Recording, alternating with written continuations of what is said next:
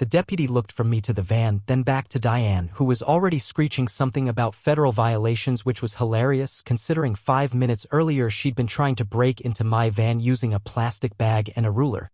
Now she was being detained for interfering with an active federal investigation. Oh, and the drone?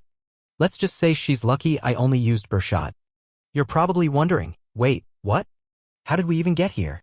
How do you pull that off legally? And how did she not notice she was stepping into a hornet's nest? Let's rewind. I didn't move out here for drama. Didn't move out here for the view either, though the way the sun drops behind the western ridge most evenings makes you feel like God's quietly tipping his hat. I came here because I wanted to be left alone. I'm ex-military, semi-retired now, doing the kind of contract work where your clients don't ask questions and neither do you. My place is a decent patch of land on the edge of cattle country, technically outside the jurisdiction of the local homeowners association, though you wouldn't have known it by the way Diane Monroe strutted up my gravel driveway on day one like she owned the whole valley. The house itself is nothing fancy, just a single-story ranch with a tin roof and a wraparound porch. The only thing even remotely suspicious looking is my old white panel van. No markings, no ladders, no logos. Just a leftover from my time working joint operations with one of those 3-letter agencies. And yes, before you ask, it's 100% legal for me to own. The paperwork is cleaner than Diane's recycling bin after trash day, which I'd soon learn she policed with the energy of a border collie on Red Bull. She knocked on my door that first morning, holding a clipboard like it was a badge. Introduced herself as Diane Monroe, president of the Deer Creek HOA. Her tone had the weight of someone who believed her job came with constitutional authority. I told her politely that my property wasn't part of the HOA. She squinted at me like I just spoke in Sanskrit, then smiled tightly and said, "Well, we'll see about that." At the time, I didn't know what she meant. But I learned fast. Diane didn't believe in boundaries, property lines, personal space, or common sense. The first violation notice came the next morning. Slipped under my gate.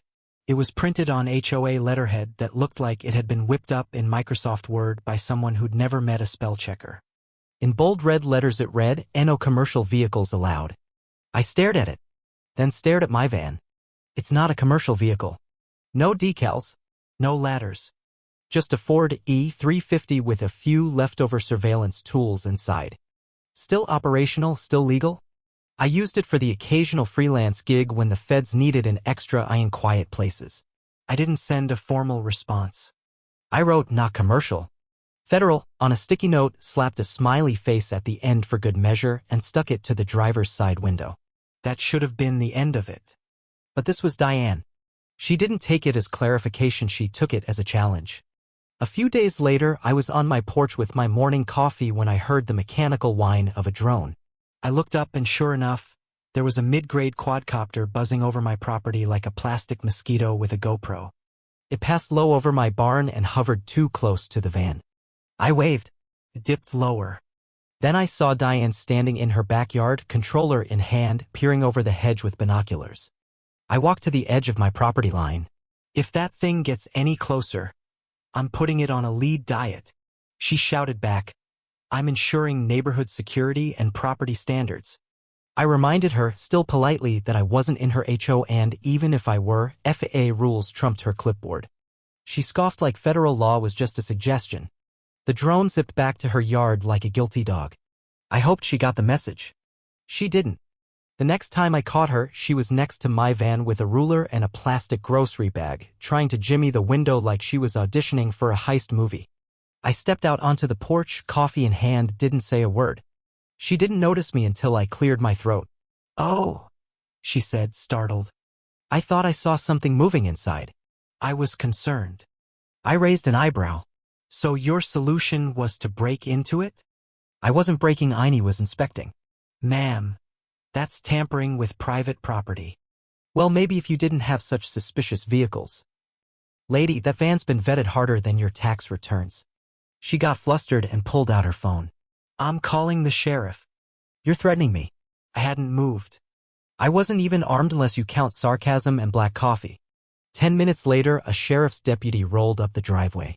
And that's when Diane's very bad week began. He took one look at Meckham, sipping coffee, and then at her ranting, pointing at the van, and started asking questions. I handed over the documentation. Clean ownership. Legal classification. When he saw the clearance level, his eyebrows went up. Then Diane started screaming about how I shot down her drone with a weapon of war. I hadn't even mentioned the shotgun yet. But that part was coming.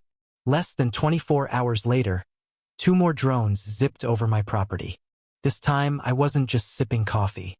I was holding my Remington 870. I didn't load buckshot. Birdshot was more than enough to bring down a GoPro on wings. When one drone came within 10 feet of the porch, I lifted the barrel and gave it a gentle boom. It dropped like a puppet with its strings cut. The other zipped away. Diane's scream could have shattered glass. She sprinted over in plastic sandals, cradling the wrecked drone like a wounded bird. "You psycho! You can't just shoot things out of the air." I rested the shotgun over my shoulder. "Ma'am, if you can't control your toys, don't fly them where they're not invited."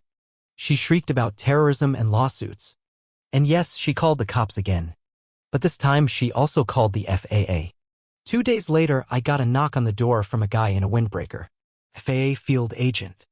Polite, professional, and just barely holding back a grin. I showed him my Fujitema-stamped flyovers, altitude logs, one clip showing the drone peeking into my second-story bathroom window. He took notes, shook his head, and left with a promise, "We'll be in touch." By the end of the week, Diane received a cease and desist and a fine for operating an unlicensed aircraft in restricted airspace.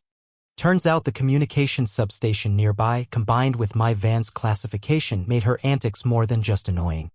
They were officially problematic. Still, she escalated. She printed new flyers, "Your neighbor might be watching you." A blurry photo of me watering plants was somehow supposed to be damning. She warned of military-grade listening equipment on my property. The HOA issued a statement. Nothing real, just some generic PR about community concerns. Then came the sticker. Neon orange, slapped on my windshield. It read, "Vehicle subject to impound HOA Enforcement Division," which would have been funny if it weren't borderline impersonation of authority. I peeled it off calmly and called a friend, Agent Russ Duncan, still with the Bureau. He arrived the next morning. We caught up over coffee, then waited. Right on cue, Diane came striding down the sidewalk, clipboard in hand, reached for my van's door like it was hers. Duncan stepped off the porch and said calmly, "Ma'am, step away from the federal vehicle." Diane froze, then sputtered, "I'm the president of this community. I have every right to inspect suspicious vehicles." Duncan raised an eyebrow and opened his ID wallet. "This is a federally designated surveillance vehicle. You are interfering with an asset." She blinked. "Well, nobody told me." "Now you've been told," he said.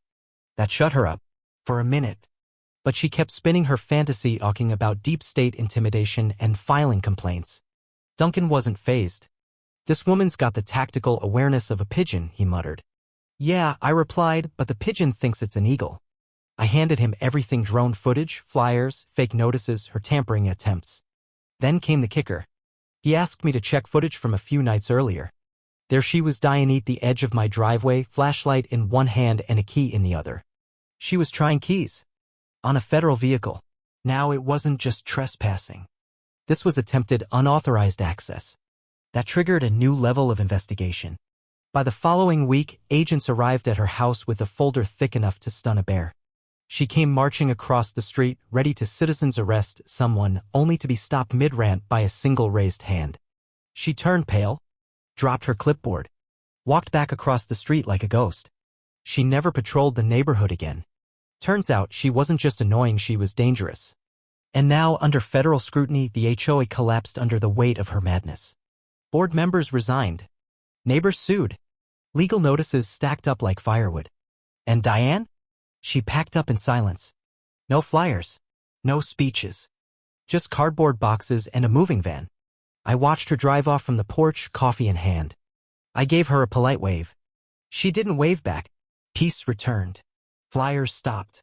Drones vanished. People smiled again. And just to make it crystal clear, I added a sign to my gate. Private property not subject to HOA trespass at your own risk. Underneath that, in smaller letters, drones will be composted. A few days later, I found a plastic rotor blade in the bushes. I tossed it in the fire pit. Let it melt. Felt right.